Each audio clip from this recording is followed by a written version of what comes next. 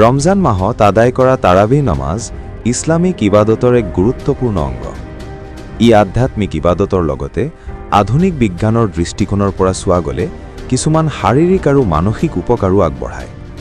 বৈজ্ঞানিকভাৱে জনা যায় যে গোটেই দিনটো ৰোজা ৰখাৰ পাছত যেতিয়া ইফতাৰ কৰা হয় তেতিয়া খাদ্যৰ পৰা গ্লুকোজ ৰক্তত প্ৰৱেশ কৰে আৰু তাৰ ফলশ্ৰুতিত ইনচুলিন নিঃসৃত হয়। এইটো হৈছে দেহৰ এক স্বাভাৱিক মেটাবলিক ৰেছপন্স। ইফতাৰৰ কিছু সময় পাছত আদায় কৰা তাৰাৱিহ নমাজত দীৰ্ঘ সময় থিয় হৈ থকা, ধীৰ গতিত ৰুকু আৰু সাজদা কৰা আদি শাৰীৰিক গতিবিধি থাকে।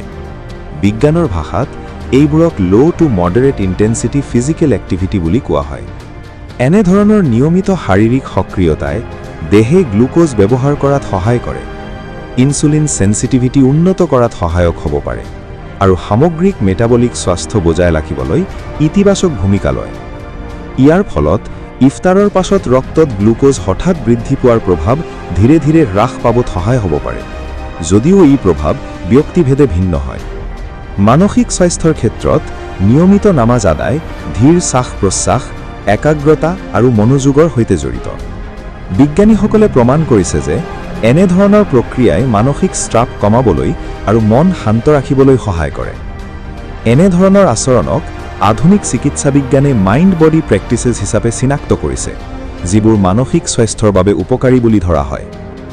এই বিষয়ত আধুনিক চিকিৎসা বিজ্ঞানে গুৰুত্বপূৰ্ণ বৈজ্ঞানিক প্ৰমাণ আগবঢ়াইছে। হাৰ্ভাৰ্ড মেডিকেল স্কুলৰ প্ৰখ্যাত চিকিৎসা বিজ্ঞানী ডক্টৰ হাৰ্বাৰ্ট বেনছনে ৰিলেক্সেশ্যন ৰেছপন্স নামৰ এটা বৈজ্ঞানিক ধাৰণা প্ৰৱৰ্তন কৰিছিল।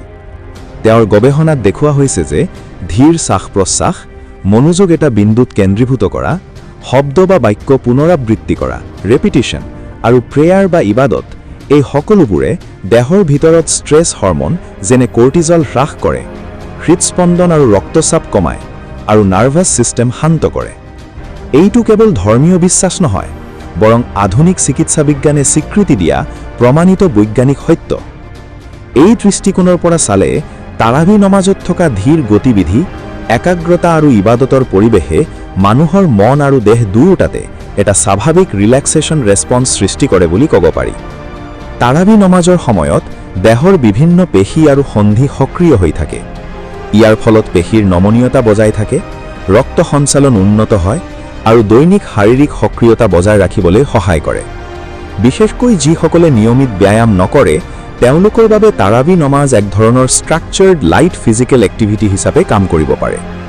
এইটো মনত ৰখা অত্যন্ত গুৰুত্বপূৰ্ণ যে তাৰাৱিহ নমাজ কোনো চিকিৎসা পদ্ধতি নহয় আৰু ই কোনো ৰোগৰ নিশ্চয়তাসহ চিকিৎসা নহয়, কিন্তু নিয়মিত ইবাদত, সুস্থ আহাৰ আৰু সুষম জীৱনশৈলীৰ সৈতে মিলি ই মানুহৰ সামগ্ৰিক স্বাস্থ্য বজাই ৰাখিবলৈ সহায়ক হ'ব পাৰে।